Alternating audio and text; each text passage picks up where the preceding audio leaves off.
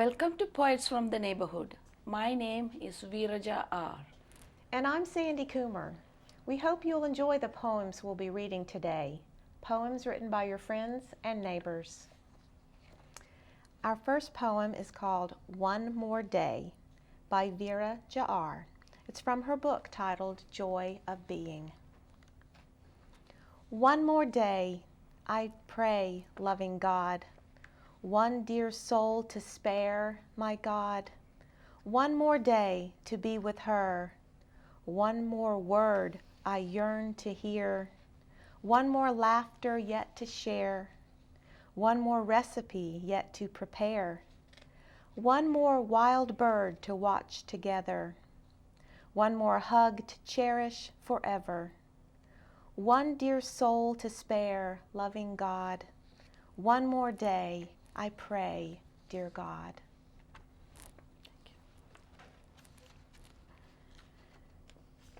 The next poem is titled Plight of the Sparrows, written by Ellis. They call them sparrows, poor little creatures with no place to call home. They call them sparrows because they flock and search for ways just to survive. And if they try to fly, those sparrows come crashing down with arrows, piercing through their wings. Does no one see? Does no one know the plight of the sparrows? Do we turn a blind eye to the problems of the world just to keep a pretty smile on our faces? Do we dare to see the world for all that it is, both its beautiful and the dark places? Do we take off the rose-colored glasses or wait until they shatter? Do we lie to our own minds, saying nothing is the matter? How can it be that so few seem to know the plight of the sparrows? Don't you know the difference between what's wrong and right? Surely you see the little birds struggling to take flight. So, will you turn away or will you stand and fight? Do you really not know the plight of the sparrows? Don't wait, saying there's always tomorrow. Do you really not know the plight of the sparrows? I wrote the next poem, and it's called Robertson Academy. We talked of you on Facebook when someone posted a photo of our 5th grade class, and we laughed at 70s clothing and tried to list the names in the 3 rows between Mrs. Evans and our principal, Mr. Kelton.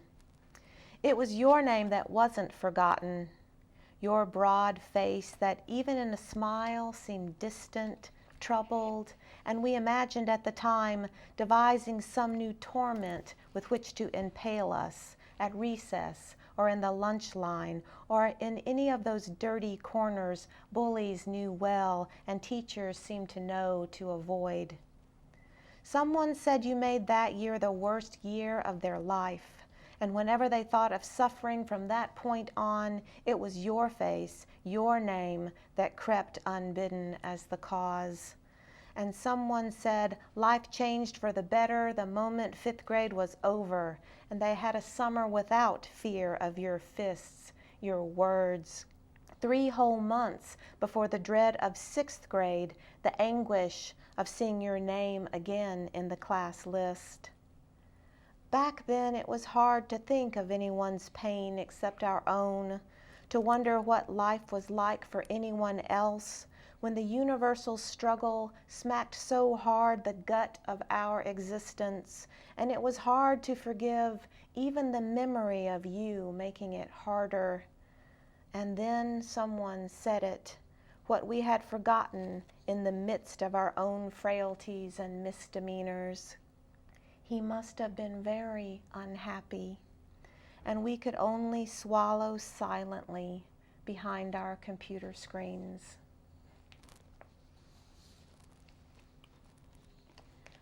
Rolling in Mud, written by S.R. Lee. Squishy brown on short brown summer coat, soft slick gloves still cling, as he eases out of his stall, ungroomed, no shoes, no halter, free in the big field to roll in the mud again. Paw at the shallow pond for splashes, wicker and nicker to a neighbor's field, old and free he lives. Careful but not bothered, coat in winter, fly mask in summer, grain offered twice a day, if he chooses to come up for it, eccentric as he pleases, mud splashes, salt block, good grass, while the sun and rain dodge behind, down from the clouds.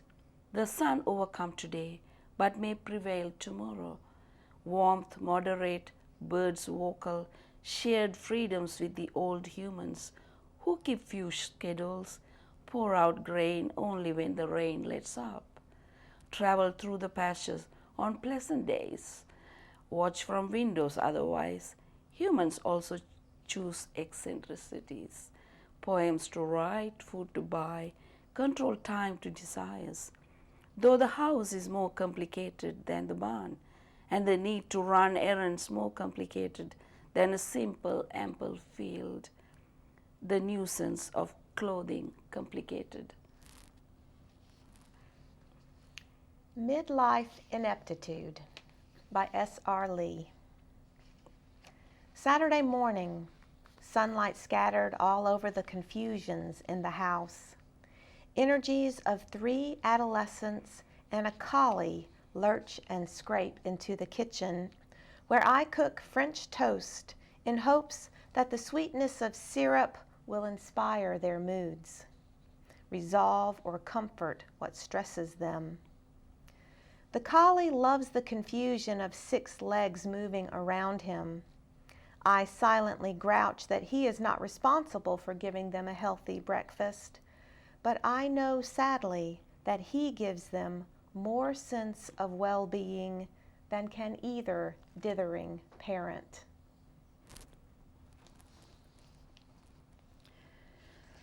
The next poem is titled Thrush, written by Erin Glass.